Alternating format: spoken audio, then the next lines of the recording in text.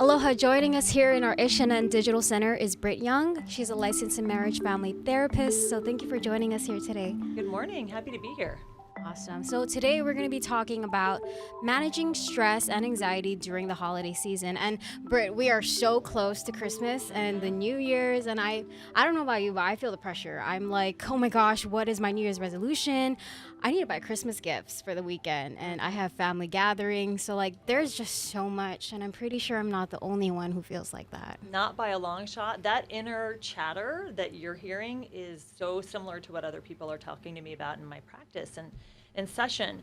And it's like a slow roll. It's like nothing really happens first week of December, maybe week and a half, and then bam, we get hit with kind of everything. And overwhelm is one of the most difficult and even painful things to experience. When you feel like you don't have control over your variables, over your decision making, where you have to be and when, it can really create that anxiety that you're referring to. And when that anxiety, escalates, it can create physiological problems, it can turn into depressive mood. So getting a handle on it is key, but I'm not going to pretend like I know everything about how to do that. I suffer from anxiety too around this time of year. Yeah. So besides anxiety, what are some signs or I guess signals that we're struggling during the holidays? One of the biggest things I want to talk about is this feeling of numbness. So everyone knows what sad feels like and even what tearful feels like or looks like. But what presents itself most often in my treatment room is the notion of numbness. My clients will come in and say, I feel sad, maybe, I don't think so, but I feel nothing, Britt. And I'm scared because when you feel nothing, that's a much scarier feeling than feeling something.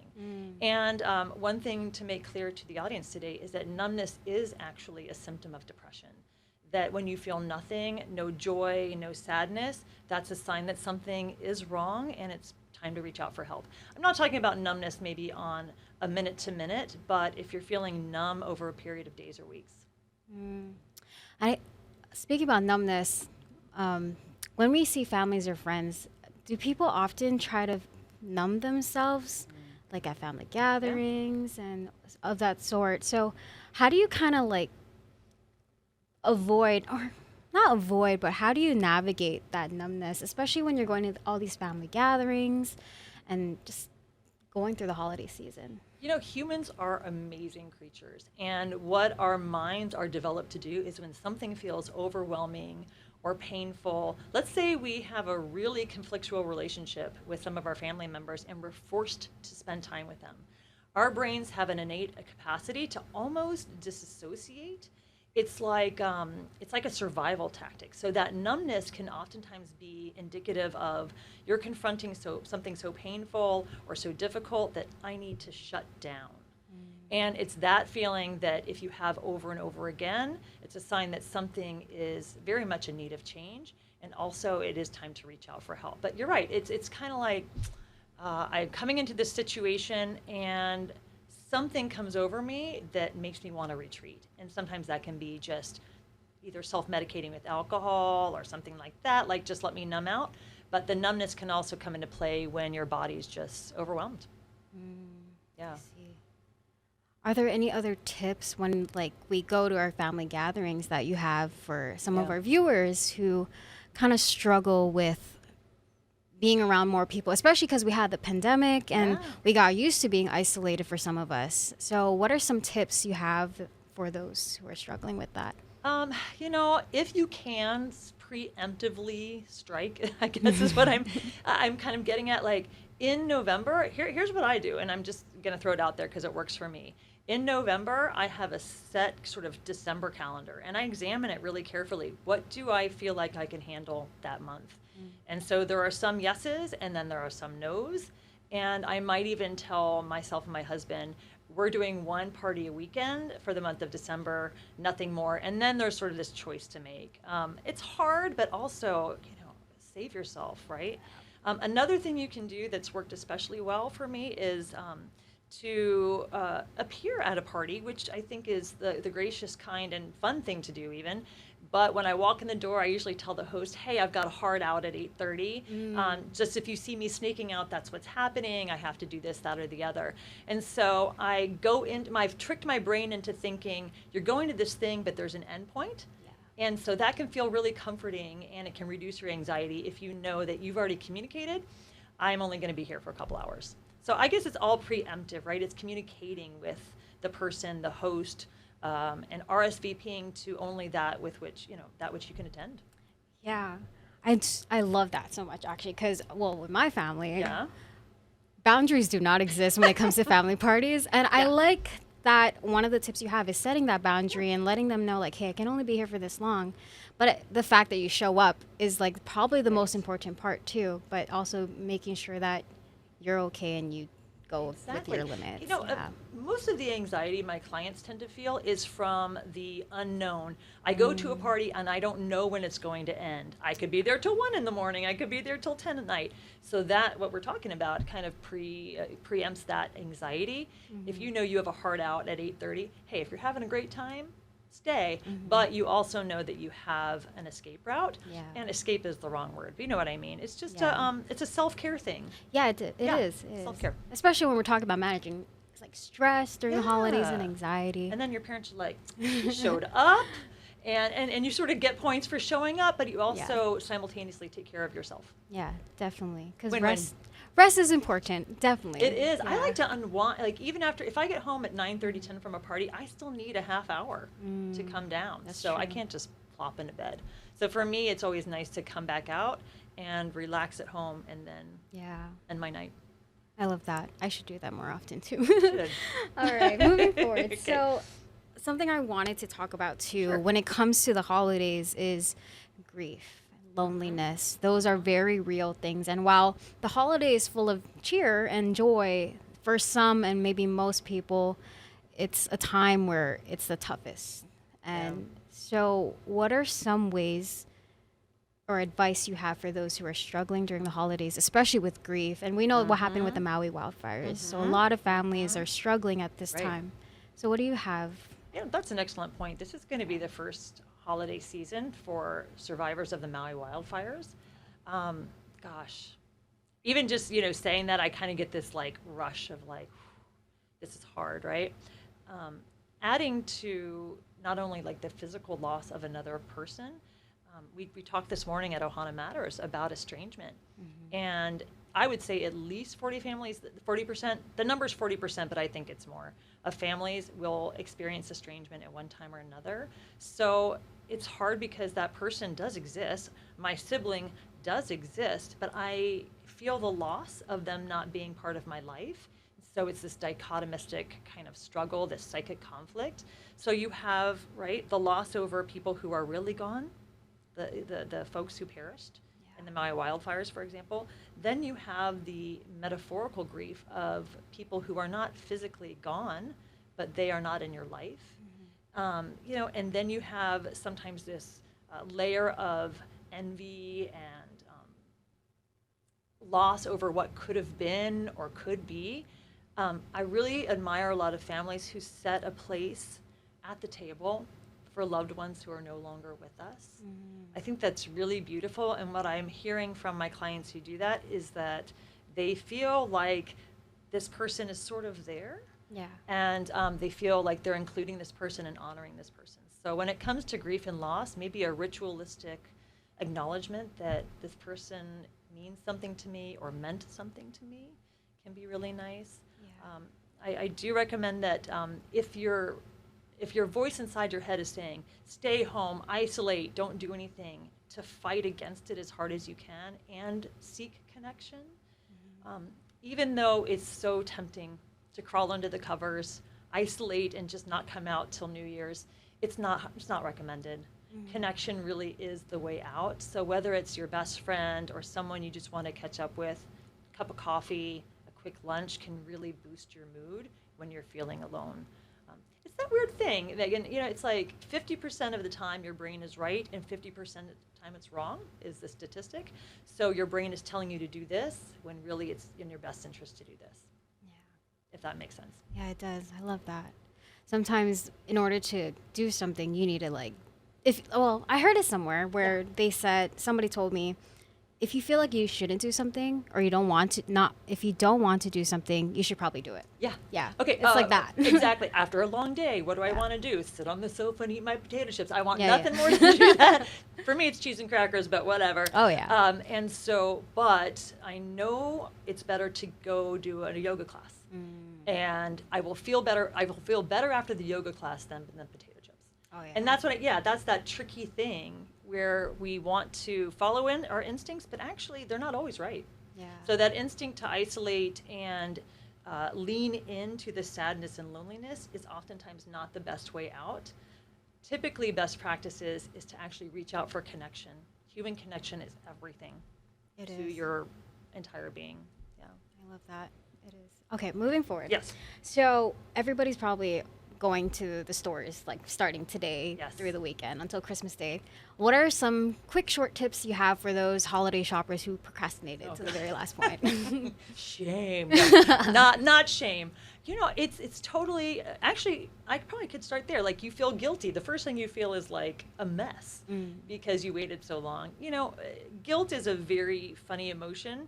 We feel it and it just kind of wants to hang out with us, but it's not always like a functional emotion. Sometimes we feel guilty for things we shouldn't, and this is one of them.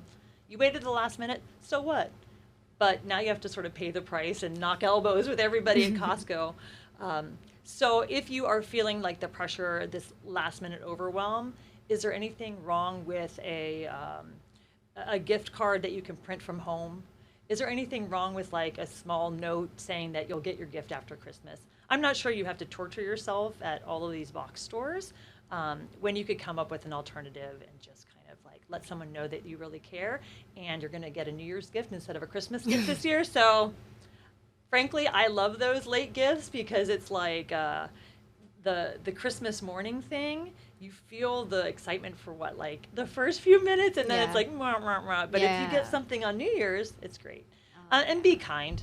I think it's really nice to go into this last minute shopping spree with the idea that like, not okay. Let me put it this way: you have two choices. I can go into it with a super bad attitude, be like, people are just going to bump into me, and there's going to be no parking, or you can look at it as like, this is going to be exciting. The whole store is going to be filled with like, you know, all sorts of energy. And I might even meet somebody I really, connect with in the checkout line.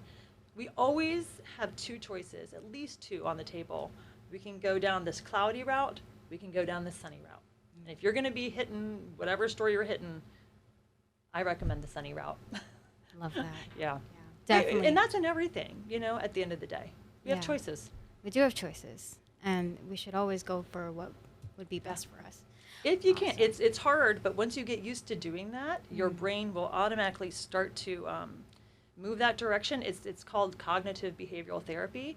The notion that if you examine and choose your thoughts carefully, you can start to make changes in your actual brain chemistry, and the neurotransmitters look different, and MRI scans look different. So it's a great time to start practicing this sunny view of things. Love that. Harder than it looks. Well, speaking about choices, New Year's is coming up. Yes. And that means New Year's resolutions and all these changes in our life that we try to instill in our lives. A lot of the New Year's resolutions are fitness related. And I guess my next question to you is, what are some ways that we can reset and not only just make fitness related New Year's resolutions, but kind of like new goals for ourselves that help us prepare for the new year? Realistic goals would be my first recommendation, and realistic and specific. I think if I had to choose, it would be that. So many people still fall into the trap of like, I'm going to be healthier this year.